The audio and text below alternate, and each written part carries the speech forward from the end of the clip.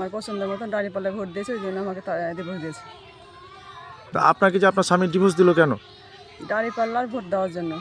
আমার পছন্দের মতন দাঁড়িপাল্লায় ভোট দিয়েছে, ওই জন্য আমাকে ডিভোর্স দিয়েছে। আপনার স্বামী যে আপনাকে ডিভোর্স দিল, তা আপনাদের সংসারটা কত বছরের? 31 বছরে। 31 বছরের সংসার। কিন্তু এই 31 বছরের সংসারে জীবনে আপনি কি এর আগেও দাঁড়িপাল্লায় ভোট দিয়েছেন? দিয়েছি, যখন ছিল প্রথমে তখন দিয়েছি, আমি দিয়েছি। কিন্তু আপনার স্বামীর সাথে কি রিসেন্ট এই কিছুদিনের মধ্যে কোনো দ্বন্দ্ব হয়েছে বা ঝগড়াঝাটি হয়েছে? আমার কোনো সমস্যা হয়নি, কোনো ঝগড়াঝাটি কিছু নেই আমার। কিন্তু আপনাকে এমনিতেই আপনি দাঁড়িপাল্লা ভোট দেওয়ার কারণে আপনার আমাকে- স্বামী আপনাকে ডিভোর্স দিয়েছে। জি। আর অন্য কোনো সমস্যা না। নেই? কিন্তু এখন আপনি কি চাচ্ছেন? আপনার স্বামী যে আপনাকে ডিভোর্স দিয়ে দিয়েছে, আপনি কি চাচ্ছেন?